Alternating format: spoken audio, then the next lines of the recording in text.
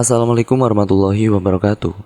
Jumpa kembali bersama saya Adi di channel Ngulik Sejarah. Dan pada video kali ini saya akan kembali lagi membacakan suatu kisah misteri yang kali ini berjudul Perempuan Bahu Lawean. Cerita pada kali ini ditulis oleh Cerita Arwah yang dulunya sang penulis Malam 94 ya teman-teman. Dan kalian tentu saja bisa mengunjungi tweet beliau secara langsung. Yuk daripada kita penasaran bagaimana ceritanya, kita langsung saja menuju ke ceritanya. Persiapkan diri kalian, karena ceritanya akan segera saya mulai.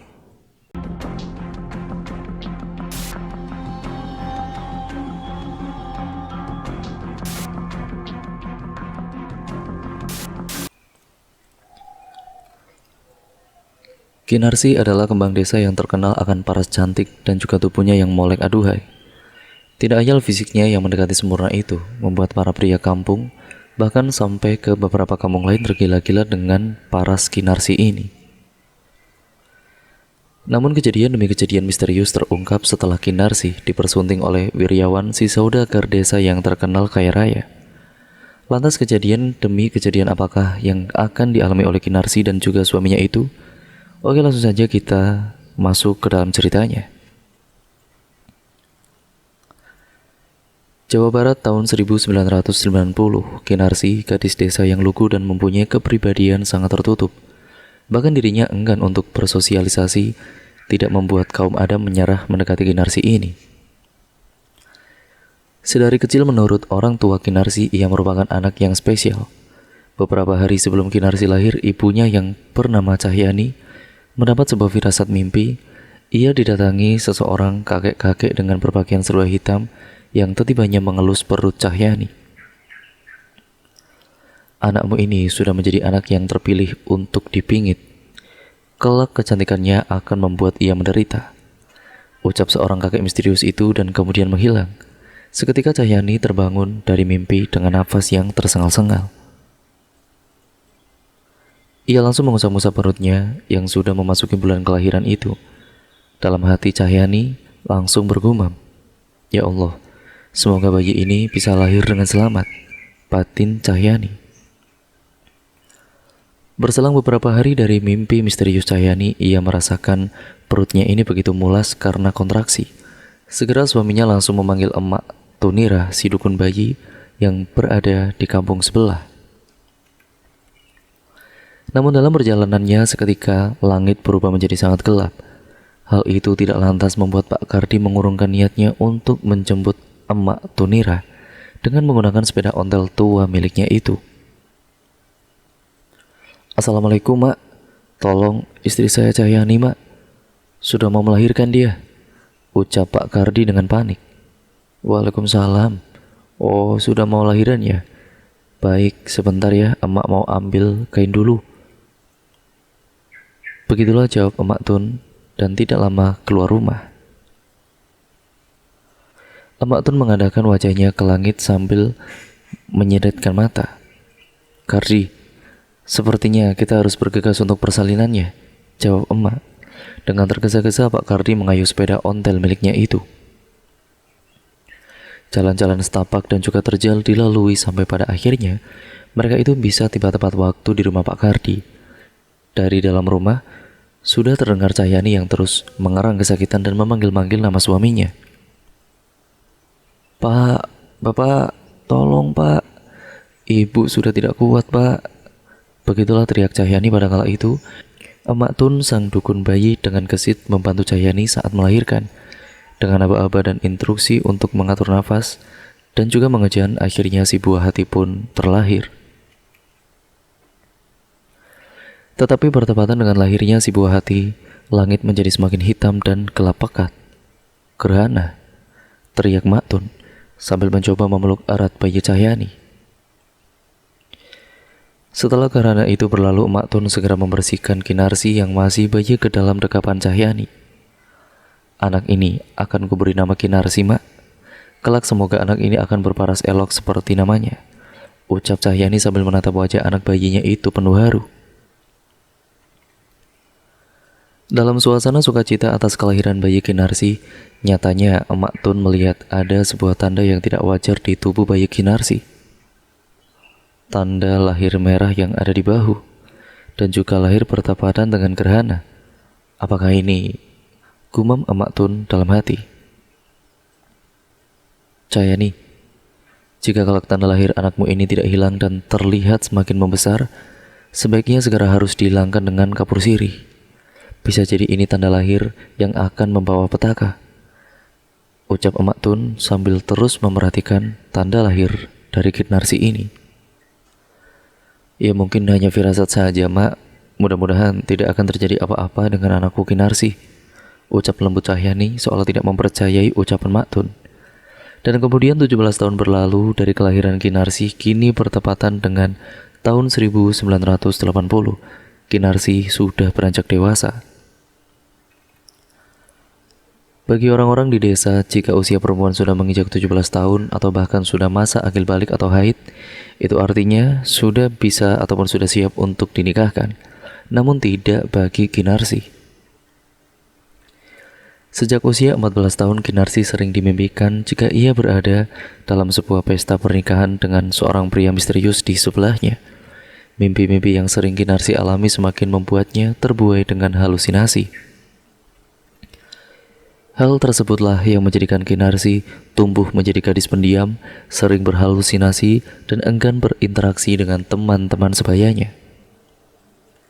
Beberapa lelaki sempat mencoba untuk mempersunting Kinarsi saat Kinarsi berusia 14 tahun, tetapi Kinarsi menolak untuk dinikahkan dan selalu meyakinkan kedua orang tuanya jika pasti kelak akan tiba waktunya ia dibingit oleh lelaki misterius yang sering mendatangi lewat mimpi dan lamunannya itu.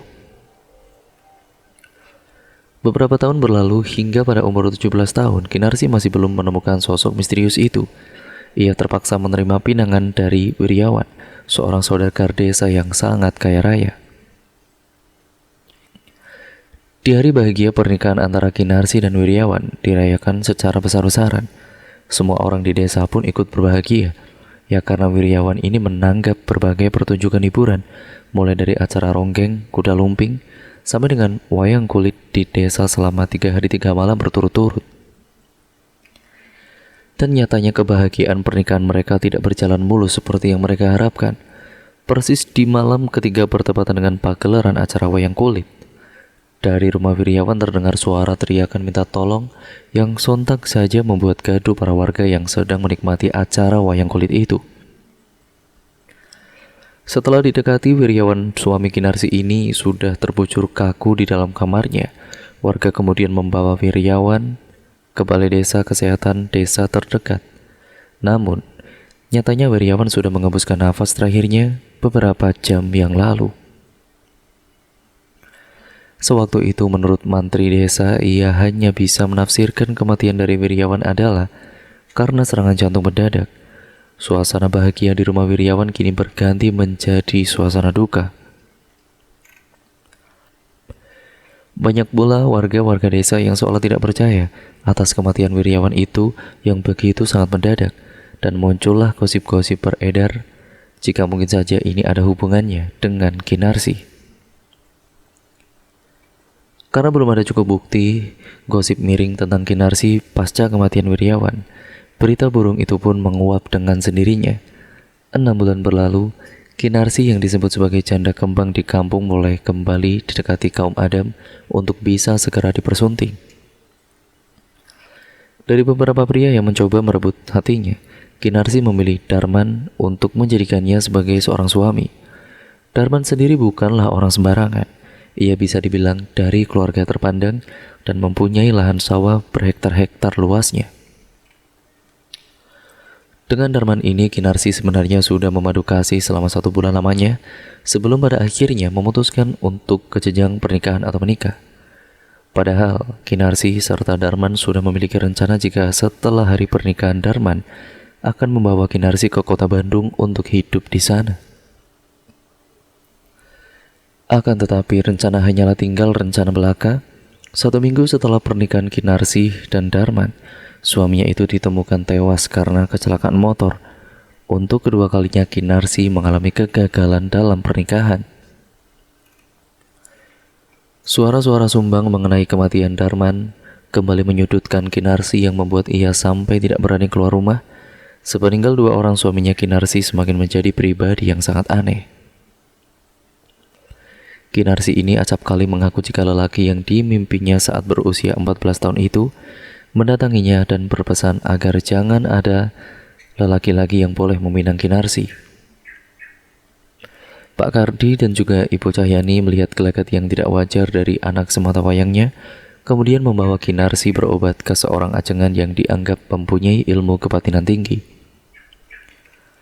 Dan setibanya di rumah sang ajengan, Pak Kardi dan istrinya segera menceritakan seluruh pengalaman yang menimpa Kinarsi dari mulai sejak ia berada di dalam kandungan. Di luar dugaan, rupanya ajengan tersebut mulai berujar, "Jika mau sembuh, sebaiknya dinikahkan dengan anak saya saja. Saya jamin mitos kutukan tentang tanda lahir pembawa sial itu akan hilang," ucap sang ajengan. Pak Kardi dan juga Ibu Cahyani kaget mendengar pernyataan beliau. Tapi karena di sisi lain Pak Kardi dan juga Ibu Cahyani ini ingin anaknya bisa menjadi anak normal seperti pada umumnya, yang menikah dan juga memiliki keturunan, mereka pun tidak keberatan dengan tawaran sang ajengan tersebut. Singkat ceritanya, hari baik pernikahan sudah ditentukan, berikut dengan cara sederhana yang dipersiapkan untuk pernikahan Kinarsi dan anak sang ajengan yang bernama Ujang. Dan selama menunggu hari pernikahan tersebut, Kinarsi dan Ujang saling mencoba mengenal satu sama lain. Di mata Ujang, Kinarsi adalah gadis yang lugu dan rendah hati. Sebaliknya, di mata Kinarsi, Ujang pun dinilai sebagai lelaki yang baik dan juga santun. Sebulan berlalu, kini Kinarsi dan juga Ujang duduk di pelaminan. Dalam hati Kinarsi, sebenarnya ia selalu terbayang akan ucapan lelaki misterius yang ada di dalam mimpinya itu. Jika tidak boleh ada satu pun lelaki yang meminang Kinarsi, maka mereka akan celaka.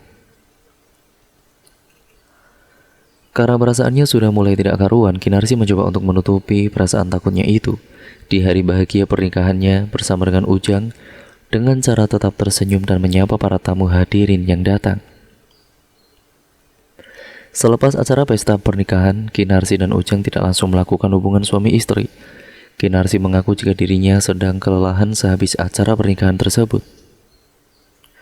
Rupanya tidak hanya saat di momen itu saja, penolakan Kinarsi melakukan persetubuhan dengan suaminya masih terus berlanjut selama hampir 2 bulan lamanya. Berbagai alasan Kinarsi menolak ajakan suaminya itu untuk berhubungan badan. Nah, dari mulai sedang kelelahan, sedang datang bulan, bahkan Kinarsi harus berbohong jika dirinya itu sakit. Bak pepatah sepandai-pandainya menyimpan bangkai, ya pasti akan tercium juga. Ternyata pepatah itu tepat untuk menggambarkan sosok Kinarsi pada saat itu. Kinarsi ketahuan berbohong selama ini oleh suaminya Ujang dan ia dipaksa untuk melakukan hubungan suami istri di malam itu. Tidak sampai 1 minggu kini terdengar lagi gema suara La ilaha illallah dari rumah Pak Ajengan. Ternyata suara itu adalah suara dari arak-arakan para warga desa yang membawa jenazah Ujang untuk dikuburkan atau dimakamkan. Diketahui Ujang meninggal karena tewas tenggelam saat sedang memancing di sungai. Kematian Ujang sekaligus membuat warga desa menjadi sangat emosi. Kinarsi kini dianggap menjadi perempuan pembawa sial yang bisa membunuh para pria. Oleh karena hal tersebut, Kinarsi diusir dan juga diasingkan dari desa itu.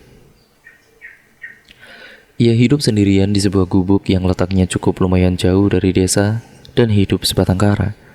Sesekali Ibu Cahyani dan Pak Kardi sering mengantarkan makanan kepada anaknya itu berupa beras dan beberapa potong pakaian.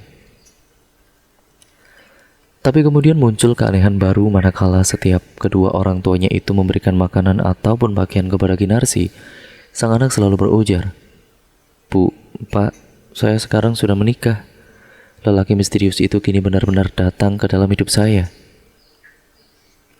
Dia baik dan sangat perhatian. Ibu lihat sendiri kan, saya di sini tidak kekurangan makan dan kebutuhan lain," ujar Kinarsi. Seketika pandangan ibunya melihat ke dalam gubuk sederhana milik Kinarsi untuk memastikan ucapan sang anak. Nampak di situ ada banyak sekali umbi-umbian dan beras, serta pakaian yang dikenakan oleh Kinarsi pun nampak bersih dan baru. Ibu Cahyani lalu teringat akan mimpinya dahulu jika ia pernah diberitahu seorang kakek-kakek yang mengatakan anaknya itu sudah terpilih untuk dipingit. Serta ucapan dari Mak Tun yang menyebutkan tanda lahir di tubuh Kinarsi yang akan membawa petaka. Air mata mulai jatuh dari pipi Ibu Cahyani yang mulai meratapi keadaan anaknya yang kini menjadi bulan-bulanan warga karena dianggap wanita pembawa sial. Sebenarnya ada perasaan tidak terima anak sematawayangnya diperlakukan demikian. Namun Ibu Cahyani hanya bisa menerima dengan ikhlas jika anaknya adalah anak spesial yang berbeda dari teman sebayanya. Akhir cerita, Kinarsi, si gadis desa yang elok rupawan itu mengembuskan nafas terakhirnya di pengasingan. Sebelum Kinarsi tutup usia di umur yang ke-30 tahun, ia mengucapkan salam perpisahan kepada Ibu Cahyani dan juga Pak Kardi. Bu, Pak, kalau semisalnya nanti Ibu dan Bapak mengunjungi saya namun saya sudah tidak bernyawa, itu artinya saya sudah berpindah ke tempat suami saya. Ibu dan Bapak tidak perlu khawatir, saya hanya berpindah alam saja namun jiwa saya akan tetap hidup dan sesekali akan mengunjungi kalian.